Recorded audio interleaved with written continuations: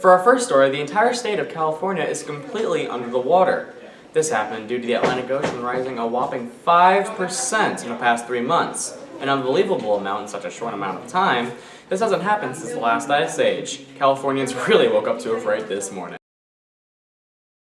As of now, the U.S. National Guard is working on extracting all of those who survived from roofs and high places in California to safer ground. Overall, roughly 100,000 people have been rescued by the National Guard.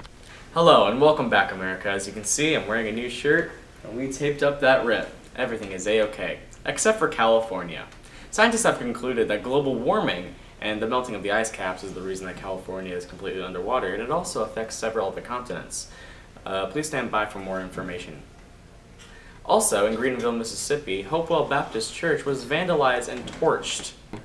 The fire was reported around 9:16 p.m. on a Tuesday, where firefighters were too late to save the sanctuary, which is rapidly filling with flames. Now, aside from the obvious fire damage, the words "Vote Trump" were spray painted on the side. Greenville, Mississippi has had a history of racial problems in the past. Now, no one was hurt during this awful event, but police are still trying to find out who did this. We now go to our main story. The presidential election has taken the country by storm this year. Interestingly, one of the places most affected are high schools. Recently, Affton High School of St. Louis, Missouri held a mock election with students representing each candidates. We now show you an interview that we had with Josh Krakis, who was representing Donald Trump.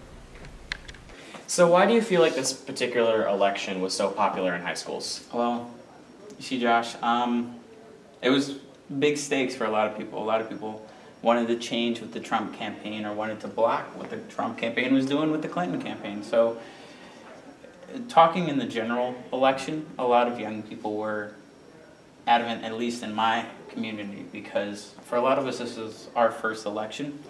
And it was an election worth fighting for in a lot of people's minds. But of course you saw those people that want to just sit out, and that's completely understandable.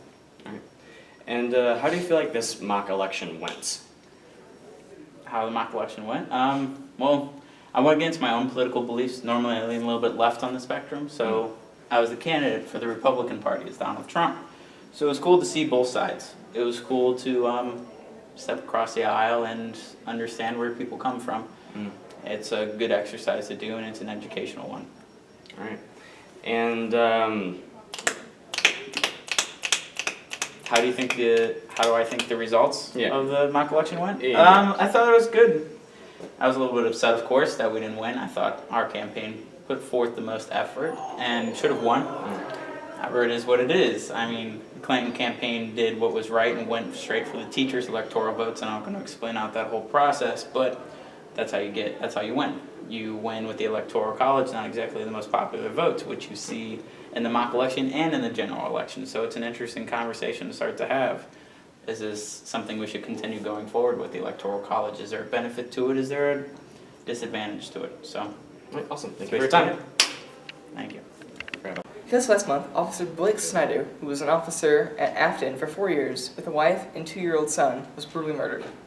Snyder was responding to a disturbance call around 5 a.m. in Green Park with another officer. Officer Snyder was shot and his wound was fatal. Police say the 18-year-old suspect, Trenton Forrester, opened fire almost immediately upon the officer's arrival, striking Officer Snyder at point blank. The other officer that was there fired at Forrester, leaving him in critical living condition. Forrester has been charged with first-degree murder and armed criminal action. The family of Snyder had a visitation on October 12th at Kudus Funeral Home in Affton, ML. For anyone to come and visit from 4 to 9 p.m. Thousands of people filled the church that next morning to celebrate the life and service of St. Louis County Police Officer Blake Snyder afterwards. Blake Snyder was laid to rest at Valhalla Memorial Park Cemetery. Over 200 restaurants participated in a dine-out for Officer Snyder, where a portion of your bill goes to the family of Officer Snyder in honor of his service. And we're back. All around the world, millions of people were upset over Vine being shut down. Vine is an app made for 6-second videos of all sorts, and most are comedies. Vine took a big turn when Twitter taught it over and had no idea what to do with it. A lot of people say the closing has to do with everyone using Facebook and YouTube instead. Facebook and YouTube have such a larger scale, and it's so easier to reach more people and make more money.